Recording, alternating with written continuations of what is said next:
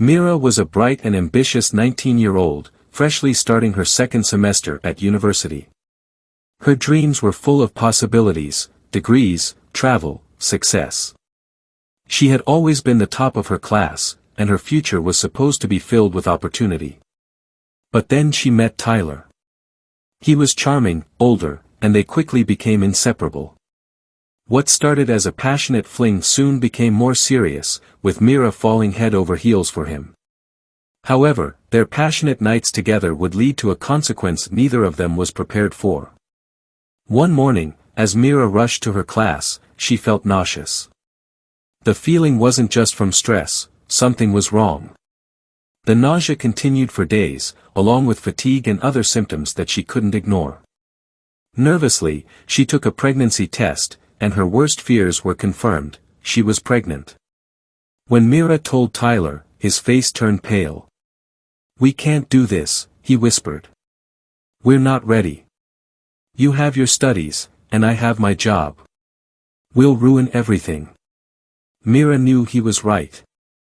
She had her life ahead of her. They were too young, too unprepared. Tyler promised to find a solution, and a few days later, he handed her a small bottle of pills. "This will take care of it," he assured her. "It's safe. Just take them, and it'll be like nothing happened." Mira, shaken but desperate, took the pills late that night, alone in her dorm room. Almost immediately, she felt an excruciating pain in her abdomen. Sweat poured down her face, and she gritted her teeth as cramps overtook her body. The pain grew unbearable, and before she could comprehend what was happening, she felt something wet between her legs. She looked down in horror. Tiny, dismembered pieces of the baby began to come out, blood staining her sheets. The sight haunted her. As the remnants of the life she had chosen to end slipped away, she couldn't shake the feeling that she had made a grave mistake. Weeks passed, and Mira tried to move on, burying herself in her studies. Tyler, too, seemed distant, as if pretending nothing had happened. But something was wrong, something beyond their control. The first sign came at night when Mira was lying in bed. She heard it, faint at first, a soft, plaintive wail. A baby's cry. She sat up, startled, but no one was there. Her roommates were asleep. She convinced herself it was just her mind playing tricks. But the crying persisted. Every night, without fail, it grew louder, more anguished. "Mama!" it whimpered. "Why did you do this to me? Why didn't you let me live?" The voice was cold, distant, yet full of sorrow.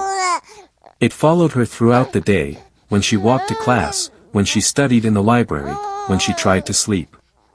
The constant weeping of the baby she had never given a chance to be born. Tyler wasn't spared either.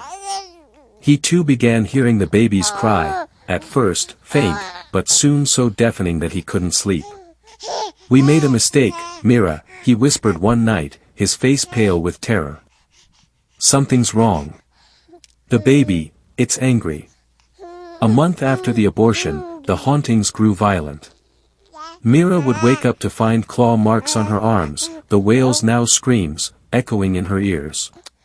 Objects would move in her room, doors slamming shut, windows rattling as if the baby was trying to break through from the other side.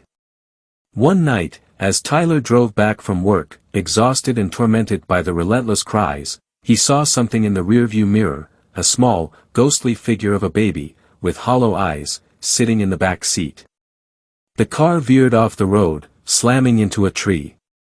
When Tyler woke in the hospital, his legs were paralyzed. He would never walk again. Myra's life, too, fell apart. The crying of the unborn baby consumed her every waking moment. She couldn't concentrate, her grades plummeted, and she failed all her classes. The university asked her to leave. She had no choice but to return home, but when she arrived at her parents' doorstep, they refused to let her in. "We heard what you did," her mother said coldly. "You killed your own child, and now you've failed everything. You're a disgrace to this family." Abandoned, Mira wandered the streets, living off whatever scraps she could find. She became unrecognizable, her once bright eyes now hollow, her body frail and weak. Every night, the baby's cries followed her. Every meal she scavenged from the trash felt like punishment. She grew sick, her body deteriorating as the cancer silently consumed her. In her final days, Mira lay on a park bench, too weak to move. The baby's cries had turned into something more. It now spoke to her, whispering in her ear. "Why, Mama? Why did you take my life? I wanted to be loved. I wanted to live. But you took it all away." Tears streamed down her face, but there was no one left to hear her. Alone, broken, and consumed by the guilt of what she had done, Mira succumbed to the illness. The crying never stopped, even in her last breath.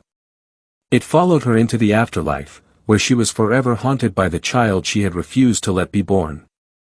As for Tyler, confined to his wheelchair, he lived with the same torment.